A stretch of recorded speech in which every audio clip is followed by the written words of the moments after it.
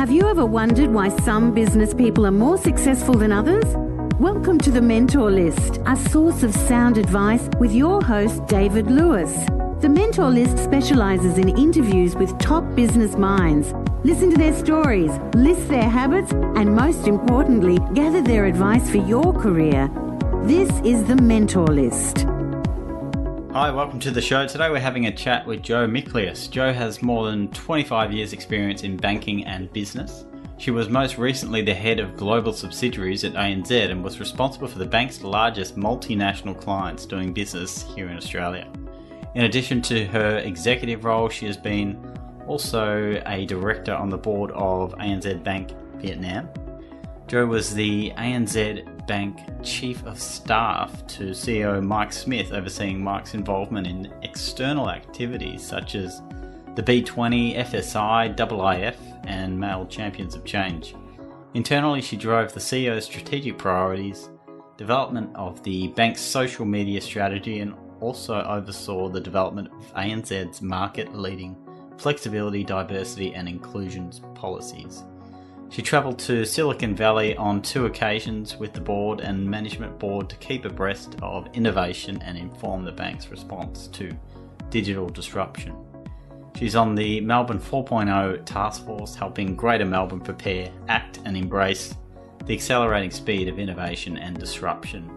Jo has a Bachelor of Social Science, from the University of New South Wales and is a graduate of the Australian Institute of Company Directors. So we're quite lucky to have caught Jo in what she describes as a transitional time in her career after recently leaving a job and company that she has grown to love over time. So exciting times ahead for Jo, and I hope you enjoy today's conversation with Jo Mikleus. Jo Mikleus, welcome to the Mentor List. Thanks for the invitation, David. No worries. Thanks for coming in today and for your time. And I know I'm just really eager to hear your story and listen in on all your banking experience and other experiences and recent experience and looking for high profile roles. So I guess the first question is, do you want to, or not the first question, but our standard question is, do you want to tell the listeners a little bit about yourself? Okay, well, my career so far spans 26 years and I've enjoyed broad experience and seniority. While I've been in the financial services game, I guess all of this time, and in fact I've only worked for ANZ all of this time, I actually don't really see myself as a hardcore banker. I'm not saying that I don't understand banking. I do, and in fact I understand the breadth and depth of banking better than most. However, there are probably 3 reasons, David, where I don't identify as just being a banker, because I suppose firstly, the breadth of businesses that I've run. Secondly, the unique skills I've acquired due to a couple of exceptional roles that I've had. And the third is the innovation exposure that I've had, particularly in the last 7 years or so. So perhaps I should explain in a little bit more detail? Yeah, sure. It's sort of all things that sort of, I guess, you've picked up or exposure you've had that's not really industry specific. Correct, and quite portable, I guess, So tell us, let's go into it. All right, well, so my core capability is an all-round business leader. The bulk of my experience has been in building teams, reshaping teams, or getting teams to perform at the highest possible level that they can. And by doing that, having a positive impact on profitability. The teams that I've led have been up to about 350 people or contributing profit of about 300 million. Wow. So they're like, businesses in their own right. They are businesses in their own right. But I guess what makes me unusual to other leaders in the banking industry is that these leadership roles have been in very different forms of banking. So from your mum and dad retail banking to banking of wealthy individuals to banking small and medium-sized businesses. And then also my last role was banking to the big corporations at the top end of town, which is called institutional banking. And I've also, in addition to those kind of customer-facing roles, I've also led teams in other parts of the bank, such as running a contact centre or running a central marketing team. So I'm more of a generalist business leader than a specialist business leader. And in each of these big leadership roles, I've been able to build or reshape the teams by getting the staff to focus on the customer and make sure that staff engagement is high. And I've really introduced a purposeful discipline to set a high performance bar for the teams. And the other thing I think I do well is that I'm able to scan the external environment, like economic conditions or market trends or innovation, and make tweaks to the way the business is functioning in response. And that way I can optimize performance and profitability. So it's not just I don't know if you've heard this old saying, the 363, lend out, no, take savings at 3%, lend out at 6%, and you're on the golf green by 3. No, it's all about thinking about the customer and how to optimize the business, using the best people and capability. So the second big reason I think of myself as an all-rounder rather than a banker is that there are a couple of roles that I've done which have been very distinctive or unique. The first one is that I was the Chief of Staff to ANZ's global CEO, Mike Smith. And the second is that I served on the board of ANZ's wholly owned subsidiary in Vietnam. And it was really in these roles that I built a very strong skill set around navigating and influencing and collaborating in very complex stakeholder situations.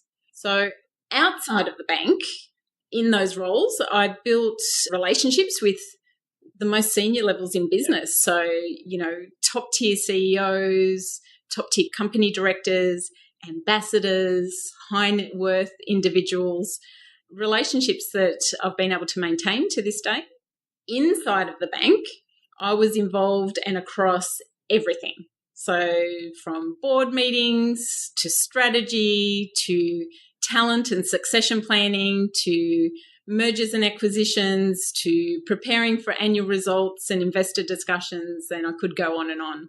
Then I think the interactions that I had with the board and also being on the Vietnam board, I learned the different mindset that you need to be a top executive versus the mindset you need to be a top company director. So that's quite distinctive. And these two roles also gave me a global perspective. In fact, I met with staff and customers and regulators, media, government. So ANZ's in 34 countries. I went to 28 countries in 2.5 years, and many of those countries I visited multiple times. So it really does give you an immersion into international business at the highest possible levels, and truly unique, as I said. And I guess the final big reason why I'm more of an all-rounder is because of my exposure to disruptive innovation. So clearly, to succeed as a leader, I had to lead my own teams through the cultural journey necessary to embrace change and innovation. And I did that successfully, or at least in a material way, I guess, over the last 4 roles that I've had. But I was also part of a couple of fact-finding trips to Silicon Valley with the board, learning firsthand what disruption was coming to Australia, how other fast-growing companies were operating, and how ANZ should formulate its own strategic response. And then since leaving the bank, I've been involved with the Committee for Melbourne's 4.0 task force and helping them to think through how the city of Greater Melbourne should prepare and embrace the accelerating speed of innovation and disruption. So thinking about that in a city context rather than, running a business or a bank. So 26 years, been a long time, and I've gathered really quite a kit bag of skills, and I've really had to learn how to be agile and adaptive in different situations, and obviously be a high performer, because you don't get promoted obviously without being a high performer. But I guess my only problem with all of that is that my experience was all with just one organisation. And I had been curious for quite some time about how I could apply my skills in other settings.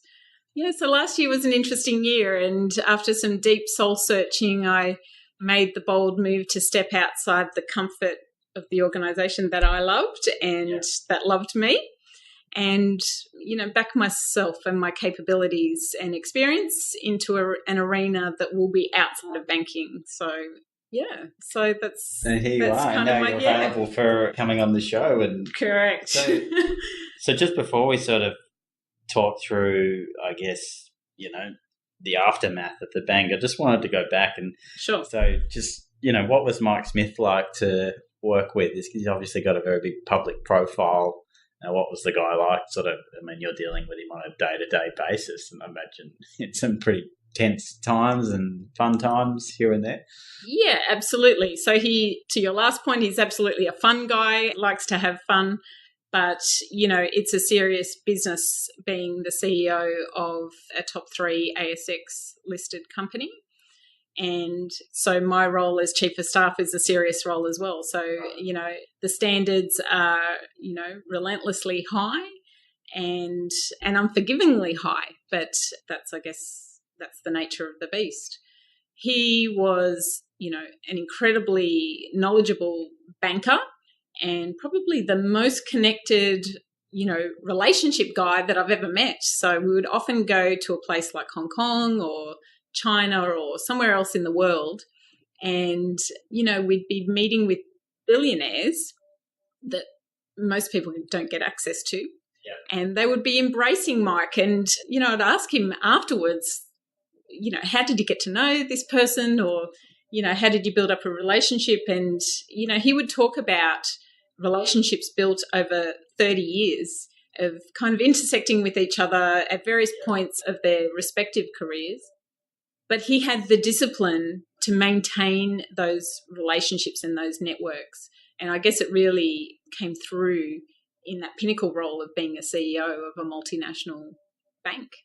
Yeah, wow, okay. So things he started 30 years ago is sort of, paying off now in terms of networking. And well, I guess he backed the intuition of, here's this government official that I had to meet, and they were junior, I was a junior banker, they're a junior government official. You kind of get a bit of an instinct that there's something quality about that person, and the two of them got promoted through the years, maintained contact, and voila, CEO versus head of state, for example. Wow. So seems so easy, doesn't it? But it requires a lot of discipline. So yeah, definitely. Did he share any of those disciplines with you, or is it just completely random that they remember, or are they, is he structured, or?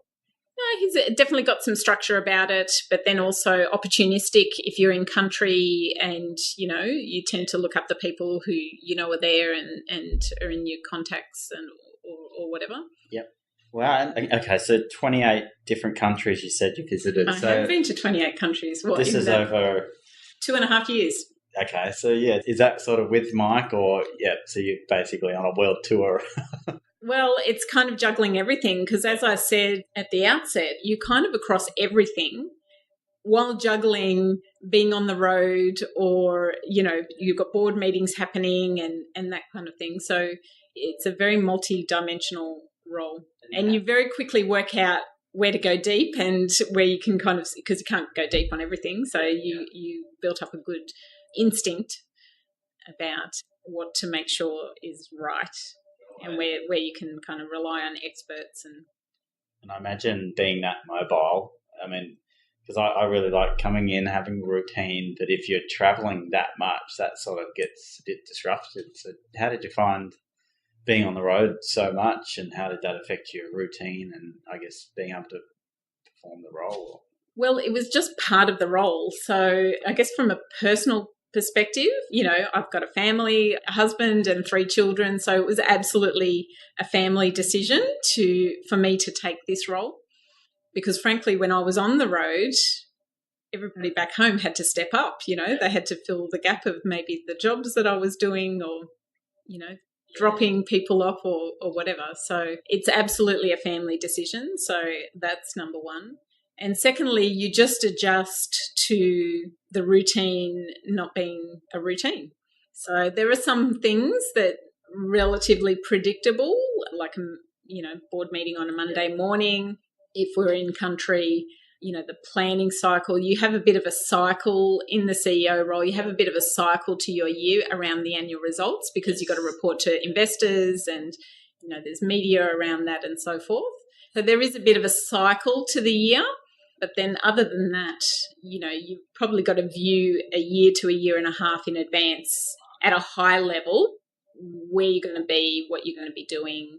And you need to do that to be strategic about it because otherwise you kind of get pulled in lots of different directions. So the art of this role is really to keep the CEO strategic and not get him sucked into the detail.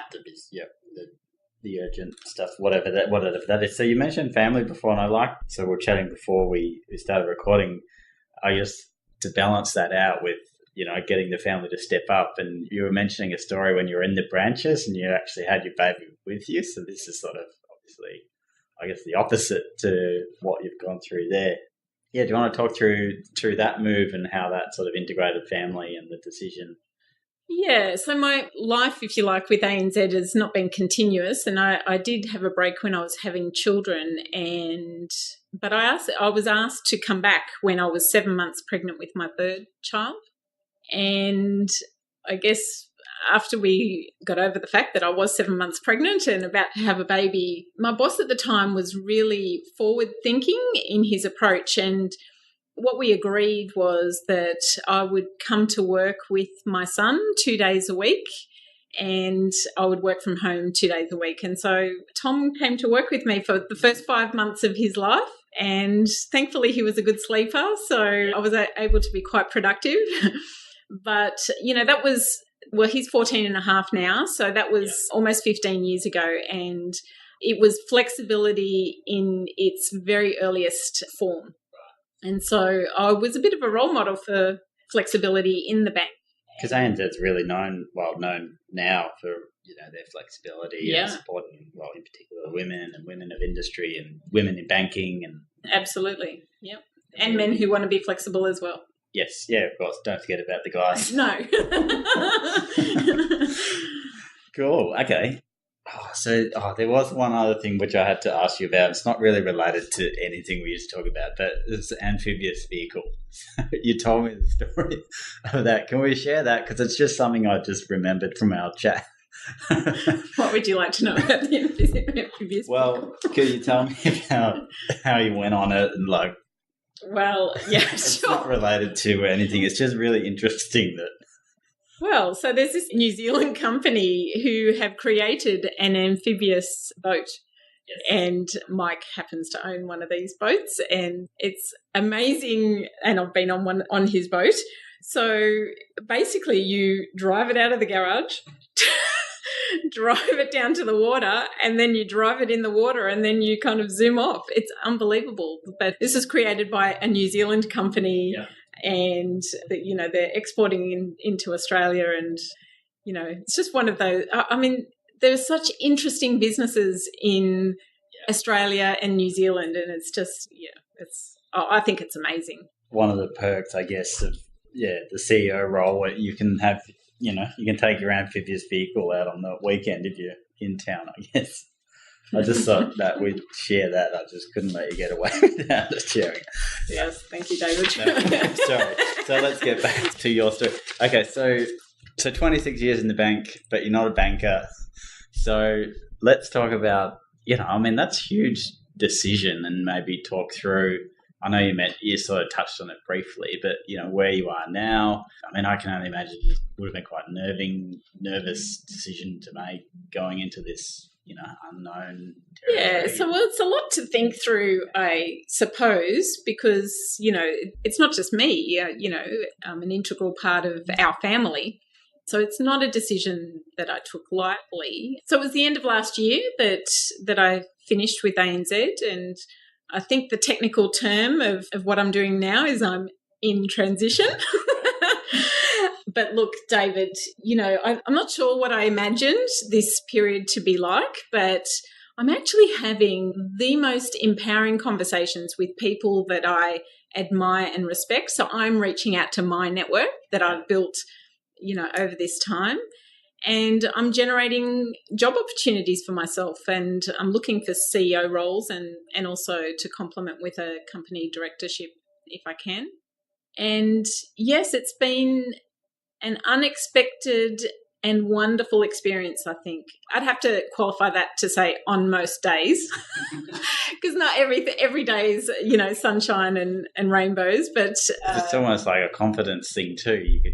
You're kind of vulnerable a bit as well. You definitely have to have confidence to back yourself, particularly if it's a decision that you've made rather than have the decision made for you.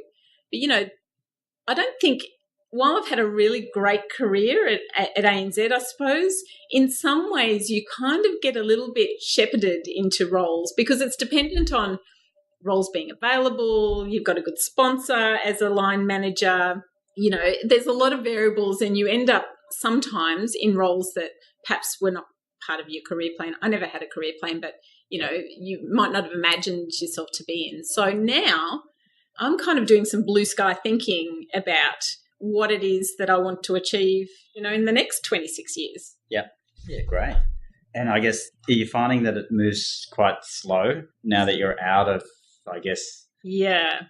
So I do like a bit of pace, and so that's probably one of the development areas that I've had to overcome in this period, is that you're not in control of the timetable. So, you need to learn patience. You need to appreciate the other side. There's busy chair people or recruiters and so forth that, are juggling lots of different activities. So I think to appreciate that. And that's in some ways why I got involved with the Committee for Melbourne 4.0 Task Force. There's a bit of a sideline activity for me to break away from networking and kind of job hunting activities. You mentioned before as well about how your leads are not necessarily coming from where you thought your leads might be. Or Totally. Yeah. You could be having a conversation with somebody. The meeting could have been set up for one purpose, but then you have the opportunity to talk to them about what it is that you want to do. And then all of a sudden, a light goes on, they connect you with another person, or give you some ideas or some leads, and you kind of, I'm actually finding it really fascinating, the paths that I've been sent down just through talking to people. Yeah, wow. It's, like the power of focus. It's just, you're seeing it everywhere. Yeah. And it does help when you're quite clear on what it is that you want to do. I think when I started having conversations with people, I wasn't really quite sure what it was that I wanted to do, and that makes it difficult for people to help you. Yeah. So if you're quite clear in what it is that you want, people will absolutely help you.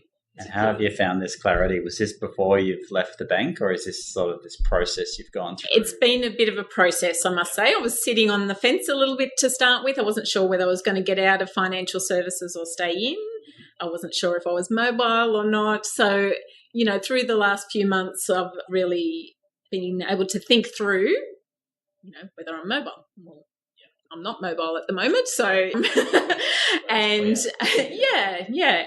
And look, I had a couple of opportunities with other banks, and I got progressed through the interview process, and I actually sat back and thought to myself, actually, this is just more of the same of what I've already done before. And so sometimes it takes a process and you get down a road for you to realise that it's not actually what you want to do. So there's probably not the kind of growth personally you'd get. Personal growth, yeah, absolutely. I mean, great roles, number of people, or size of balance sheet, those kind of things. But yeah, I'm looking for personal growth and satisfaction.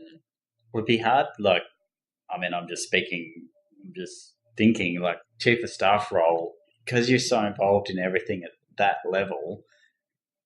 It'd be hard to step back into a BAU type director role in a bank and not feel like you're missing out on some of the fun, or it must have been a really exciting role, and one that'd be hard to sort of replace. Very hard to replicate.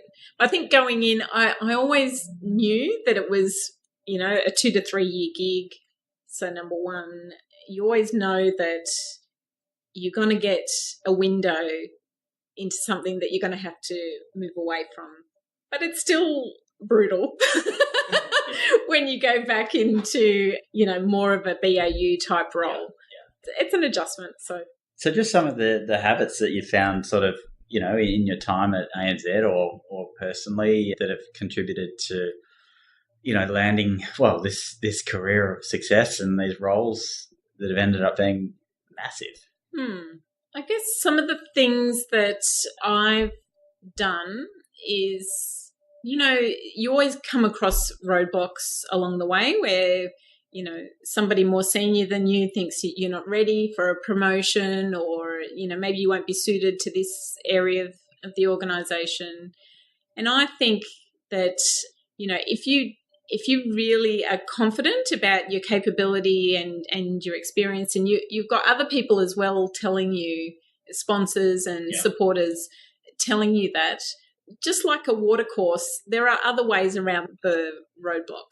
Yeah. So, I mentioned that I had done a marketing role, and I got that role because I got knocked back not from a promotion, but being considered to even apply for a promotion. I was told that I'd have to do my time. This is in the early 90s. And, I guess I felt I'd already done my time, and I'd built up some great capability, great customer experience, great credit experience. And I thought to myself, well, maybe I should look around and see what else is on offer. And the marketing role was there. And that was my first people leadership role at the age of 23. And I really got a taste for what it would be like. And that's where my passion started for people leadership, actually. So I'm really grateful that I got that roadblock, was able to find another way around. I think, having a good boss is always a good strategy. Yep. So, and what if you don't? Did you have any? It sounds like you had one, which was obviously telling you to stay in the role. But was there others? Sure, you kind of come across bosses from time to time that are not that great. Out them. No. But where I've been put into unusual situations or been particularly backed, it's been because I've had the backing of a boss. So they become your sponsor. They coach you, they guide you, they tend to be the ones that you stay in contact with after you're not working for them anymore. They also tend to be the ones that really feel like they have done the right thing by having their employees get promoted. So they don't think of it in a hierarchy sense. They think of it as a developing people sense. One of my other strategies, I think, and it's really coming to the fore right now, is the power of your networks. Yeah. And I think everybody at some point in their career gets so immersed in the job at hand that sometimes you neglect your network. External or internal? Both. Yeah. But particularly external. Yeah. So, making sure you build networks, number one, but you nurture them, number two, and then don't be afraid to lean into them, number three, when you need to. Because even if you haven't seen someone for a year or 2 years, everybody is busy, and that's kind of well recognised. But, people like to help. So how do you sort of, when you say nurture them, what is that, a text message here and there, or? Yeah, it could be a text message or an email, out to lunch, or even in a group situation. Make sure if you know that you're going to an event that, that they're going to seek people out and have a good conversation with them. Great, yeah. All right, thanks for sharing it. So I was kind of segueing into advice, especially when you said, around the roadblocks. But do you have any advice that you would have liked to receive or you'd give yourself as you were coming through? There's something I learned actually in that period where I took a break and was having children that I've really applied as a leader. I'm a hardworking person, very resourceful, reasonably resilient, and also quite independent. And I think those strengths, I overplayed those strengths when I was having children.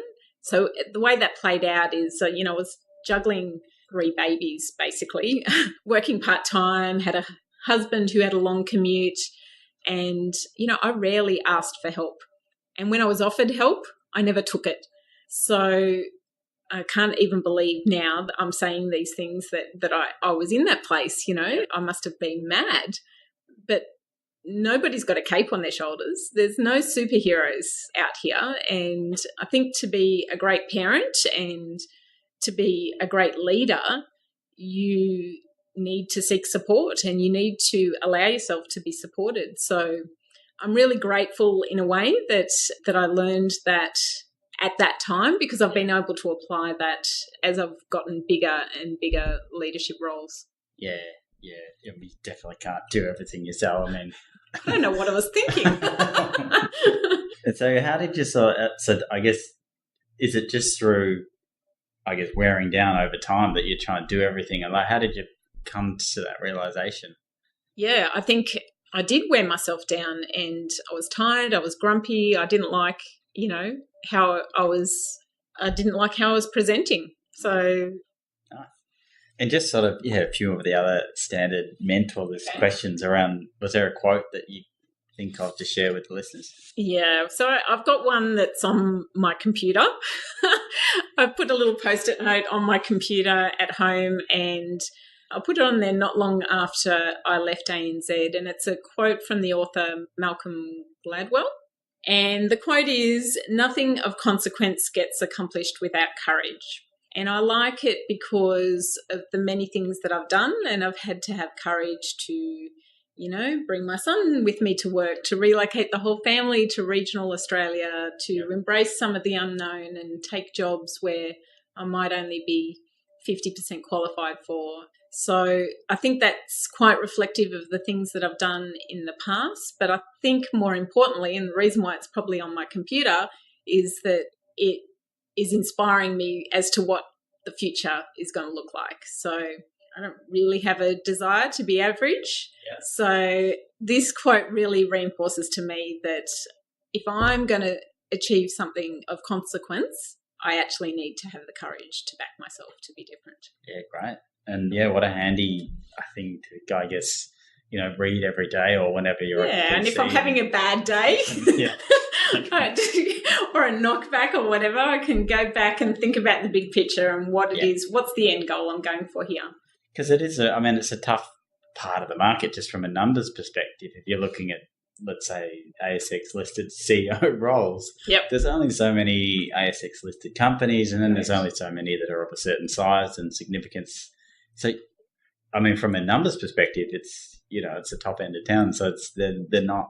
It's a numbers game, and it's almost like a dating game as well, right? So there are roles that I've knocked back, and the reasons I've knocked them back is maybe the culture wasn't right, or it could be a number of different reasons. So this is about me wanting to be in the organisation, but it's also about the organisation choosing me. So sometimes it's only a one-way relationship, just like dating, and it never lasts. And you certainly don't want to get into bed with the first date that you're having. It might end badly. So, and, I need to think about my own personal brand in all of this. And so I'm wanting to choose quite wisely. And so that means I need to be patient and wait for the right opportunity. Yeah, that's very, very true.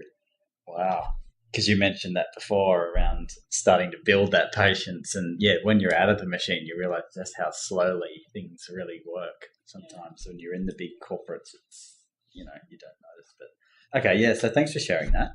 So is there a book that you recommend people pick up and have a read, or other materials? Or Well, I'm not actually a big novel reader. I'm actually much better consuming new information on social media or podcasts. Like I listen to the Mentor List every week, David. Oh, good to hear. Anyway, I'm not quite sure how I got onto the Mentor List, but anyway. Don't worry about that. Having said that, so when I left the bank, a former EA of mine took me out for a coffee and gave me a book as a gift, and I've really loved reading it. And the book is called Daring and Disruptive by Lisa Messenger, and it's the story of an inspirational entrepreneur and her roller coaster ride of creating a sustainable business. So, as you read through the book, you can feel her inner desire to succeed and really create something that should be impossible. She's making the impossible possible. And I like it because She tells her story from the heart. She's an Australian, so I love to celebrate Australian leadership, and quite frankly, I think she's a role model for what can be achieved if you stay on purpose and back yourself. Great. Well, it's a good one to read in your situation as well. Yeah, my EA knew me very well, clearly. Definitely. I hope you're keeping that network nice and warm. Absolutely. Good to hear. So I guess that's probably a nice segue into, how people might go about contacting you. So if there's a chairman of the board that listen in, so they're our target audience here on the Mentor List. Oh, great. Well, that was a good tick decision to go on this podcast. So, I guess so if people are listening in, they love what you're saying, they want to get in contact with you, how would they go about doing that? I think the easiest way is via LinkedIn, and I'm there under Joe Mikleus. I'm also on Twitter, an active tweeter on most days. So that'd probably be the best two ways, and I do accept all the invitations that come my way. So sounds good. All right. Well, thank you again for coming in. I know I've got you at a good time because as soon as you get that new role, it'll be like, Dave, who? Oh, sorry, got no time. I don't think so. You're an important part of my network, Dave. Keep it warm. Yes, that's right. But thanks again for coming in today, and appreciate your time. And for everyone listening in, we'll see you again for another great show next week. Thank you for listening to The Mentor List with your host, David Lewis. If you like what you're hearing on The Mentor List, the best way to support the show is to take just a few seconds to leave a rating and comment over on iTunes. You can also find further information about this show and links to further episodes at www.mentorlist.com.au. Until next time, this is The Mentor List.